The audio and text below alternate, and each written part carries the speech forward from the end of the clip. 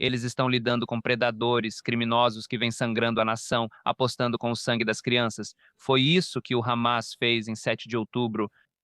Eles estão apostando com Gaza, com o sangue das crianças, para alcançar poder, território, dinheiro, prestígio. Então é o contrário. Então por que eu iria querer dar um Estado para essas lideranças, seja Yasser Arafat ou tantos outros grupos, incluindo o Hamas? Todos eles jogam o mesmo jogo. Eles lucram com esse conflito e nós temos que cortar essa linha de vida que eles têm. É o jogo deles, a equação de sangue por dinheiro. Agora, eu tenho três perguntas incrivelmente carregadas para você. São perguntas muito carregadas. Número um: Israel está ocupando ilegalmente Gaza e a Cisjordânia? Número 2: existe realmente um apartheid em Israel? Israel está cometendo um genocídio contra o povo palestino? E número 3: Israel tem direito de existir? Posso repetir todas se você quiser. Quero dizer, não vejo essas perguntas tendenciosas, são fatos simples sobre a realidade. Primeiramente, o estabelecimento do Estado de Israel ocorreu sob o mandato britânico, que era uma superpotência controlando aquele território. Antes dos britânicos, havia o Império Otomano. Antes disso, havia os árabes, turcos, muçulmanos, bizantinos, romanos, todo tipo de gente passou por essa região. É o portão que conecta continentes e muitos comerciantes, muitas forças passaram por ali. E antes disso, você sabe, claro, não havia apenas um reino judeu, mas tivemos mais de um reino judeu nos reinos daquele território, então está sempre mudando. Nunca existiu algo como, você sabe, desde o início da existência que havia, digamos, por exemplo, a Palestina, e que esses invasores vieram para a Palestina. Nunca existiu algo como Palestina e ainda não existe algo assim na Palestina. É apenas um termo amplo, uma causa que forças infinitas da existência vem sequestrando essa coisa hipotética chamada Palestina, empurrando suas agendas do Oriente e do Ocidente, e as pessoas continuam acreditando nisso. Antes, dizem, do estabelecimento do Estado de Israel, havia com certeza os britânicos, e isso fazia parte do acordo Sykes-Picot entre a França e a Grã-Bretanha para dividir a terra. E eles deram uma parte para a Jordânia, deram outras partes para o povo judeu, e foi a promessa da Declaração Balfour. Com base nessa promessa, muitos judeus, após a Segunda Guerra Mundial e após as atrocidades do Holocausto, começaram a migrar legalmente com documentos para aquele território, sob o mandato britânico. E isso é basicamente, de forma simples, um resumo histórico de como o Estado de Israel surgiu. Depois aconteceu a fundação de Israel, os árabes ficaram indignados e disseram: Esta é a nossa terra sagrada e não podemos entregá-la, especialmente para os judeus. Eu não sei se Israel previu isso ou não. Israel lutou por si mesmo. E é isso, estamos construindo nosso país aqui. Essa é a história. Não vamos nos realocar de novo. Já basta o Holocausto. Viemos para cá legalmente sob mandato britânico. O final da história é uma tribo dizendo que esta é nossa terra e vocês a estão invadindo, então vão tirá-la dos britânicos. Os árabes recusaram completamente coexistir com esse novo Estado, mesmo que a comunidade internacional, incluindo a Grã-Bretanha, tenha dado aos árabes a oportunidade de estabelecer um Estado árabe. Lado a lado, o Estado de Israel, mesmo que a terra seja muito pequena, mas os árabes recusaram e insistiram em aniquilar o Estado de Israel. Levou muitos anos para eles voltarem em 1967 para destruir o Estado de Israel. Israel estava extremamente em desvantagem numérica, a maioria dos países árabes participou, muitos voluntários estavam falando sobre isso. Israel estava em desvantagem numérica de uma dúzia de vezes, algo assim, mas os árabes perderam a guerra, de alguma forma, eles perderam a guerra. E como resultado da guerra de 1967, milagrosamente, Israel controlava o território, onde as Nações Unidas e a comunidade internacional propuseram um possível Estado árabe ao lado do Estado de Israel, e isso incluía a Cisjordânia, as colinas de Golã, o Sinai e Gaza.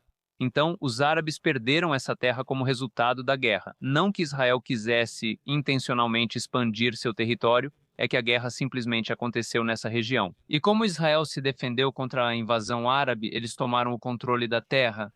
Então me diga, quem tem o direito de realmente impor os termos ao outro, o vencedor ou o derrotado? Os árabes não aceitaram a solução de dois estados lá em 1947, em 48, então eles quiseram a violência, quiseram conseguir pela violência, não. Primeiro destruímos Israel, depois criaríamos um Estado árabe, essa era a condição deles, por isso perderam a guerra e território. Mas então, se os árabes apenas percebessem que só os vencedores escrevem a história, só o vencedor, não o derrotado, é assim que funciona. Mas eles não querem aceitar essa verdade e continuaram tentando impor as condições a Israel. Não funcionou, e essa última guerra em Gaza é só mais um exemplo. Israel se retirou de Gaza, mas o Hamas iniciou a guerra, e agora o cenário está se repetindo. O que Israel faria caso vença a guerra contra o Hamas? Quem vai escrever o futuro? Quem vai decidir pelo outro, o vencedor ou o derrotado?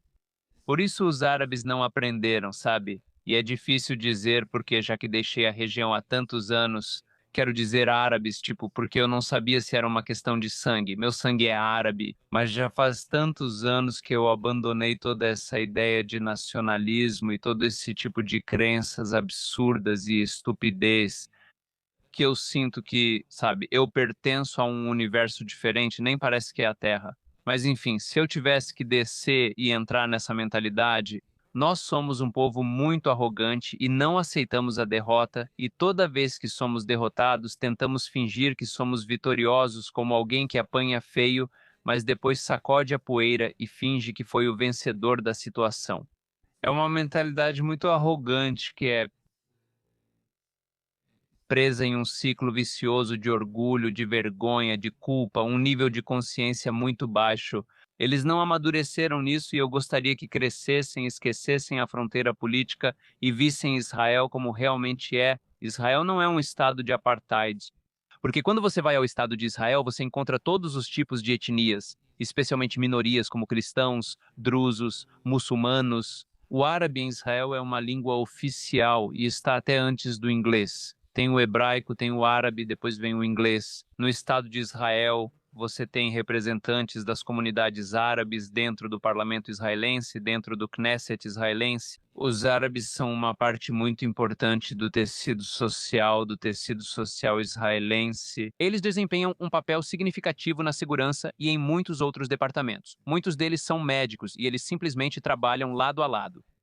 Eles são uma parte muito importante do Estado de Israel e não são poucos. Estamos falando de 1,5 milhão de árabes.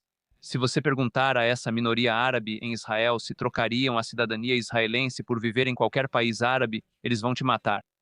É simples assim, eles não trocariam isso por nada. E, aliás, muitos dos palestinos, na verdade, sonham em se tornar cidadãos israelenses, inclusive líderes do Hamas. Você encontraria filas enormes de pessoas tentando conseguir residência permanente em Israel, o que foi fascinante para mim. Sabe, vocês odeiam tanto Israel, mas todos vocês querem viver em Israel, todos vocês querem trabalhar em Israel.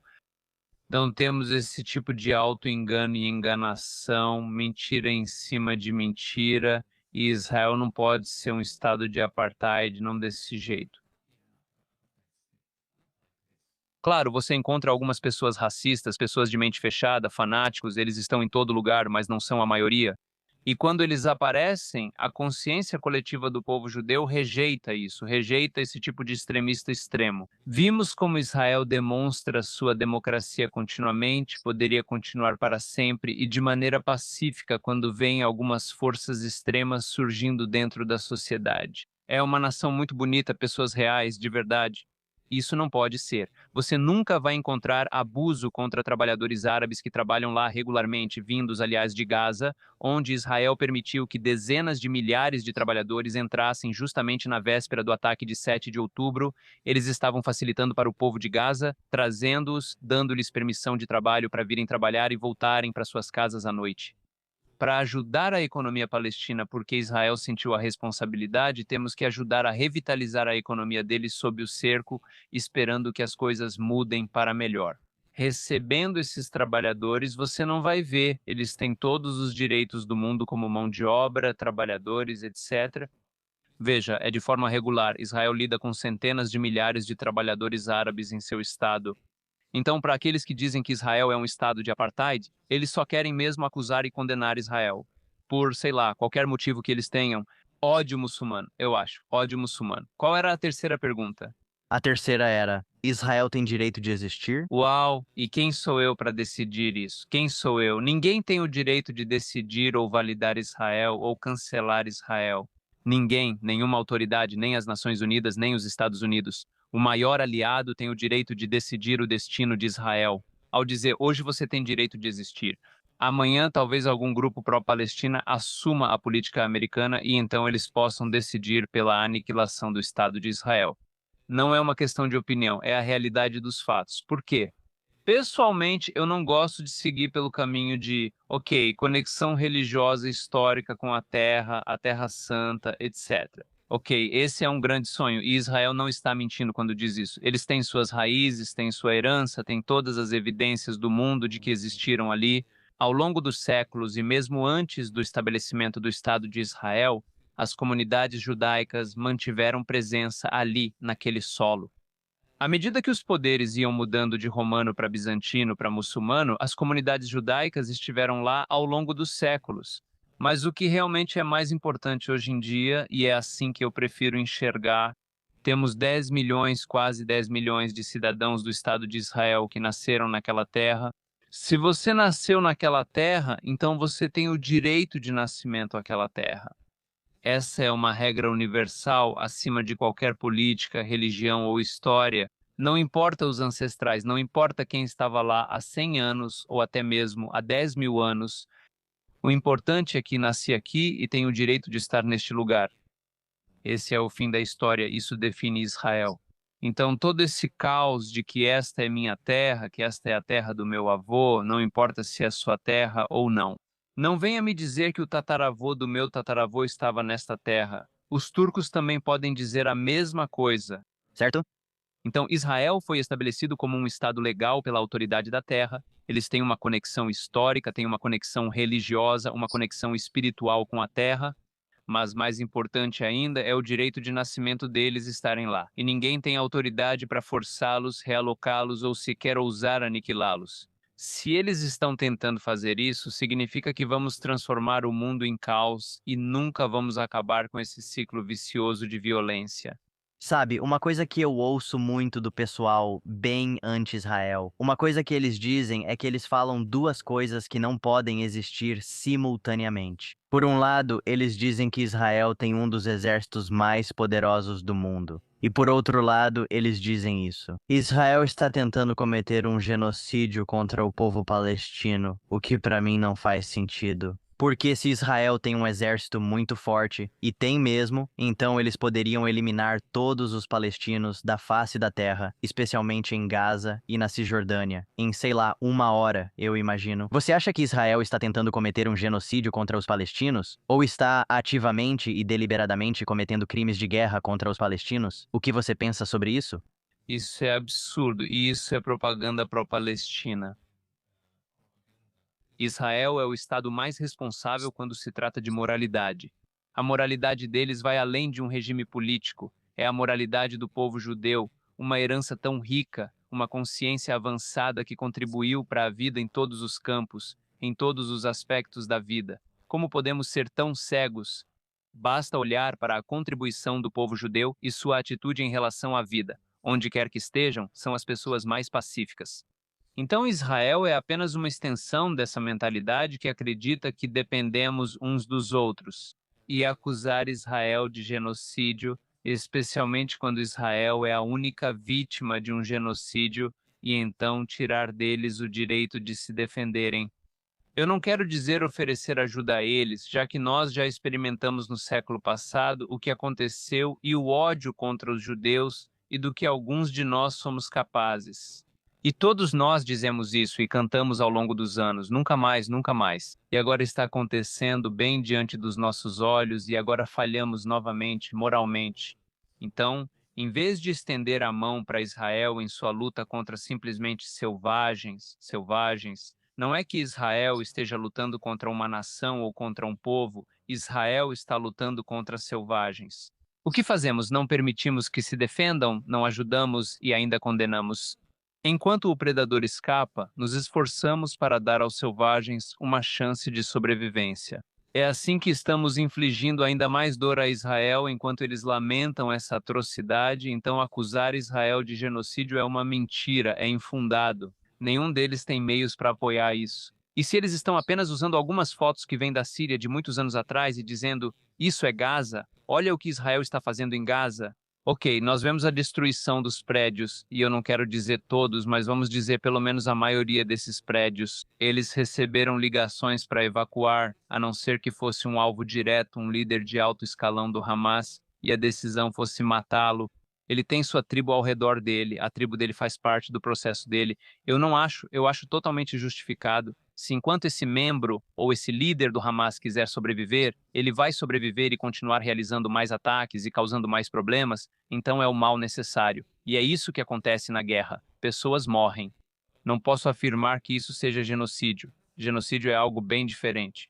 O ocorrido em 7 de outubro é sim um caso claro de genocídio. Então, por que distorcer isso? Essas pessoas que, eu não sei, é uma realidade tão distorcida e pessoas tão distorcidas, mas elas não mudam a verdade dos fatos. Mais cedo ou mais tarde, a verdade sobre 7 de outubro e sobre Gaza será revelada ao mundo. Espero que seja um mundo sem o Hamas. Nós temos que acabar com o Hamas nesta guerra, temos que acabar com eles desta vez para evitar uma catástrofe como essa no futuro.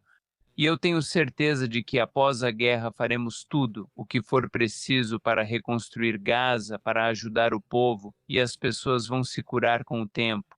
Mas precisamos estabelecer o processo sobre bases corretas. Não podemos simplesmente propor, por exemplo, um Estado palestino, que muita gente pensa, um Estado palestino é só dar um Estado para eles. Pronto, acabou. E quem vai governar esse Estado? Selvagens? Sim, só uma pergunta muito simples antes de propormos um Estado. Quem seria o governante? E antes de propormos um Estado, nós temos uma nação? Para começar, eu quero ver um esforço que tenha como objetivo construir uma nação palestina. O que eu quero fazer com um Estado se não existe uma nação, se não existe infraestrutura, se não existe a base de uma nação assim? Mas a maioria dos políticos quer o prestígio e os privilégios que vêm com o Estado e não quer a responsabilidade que vem com uma nação.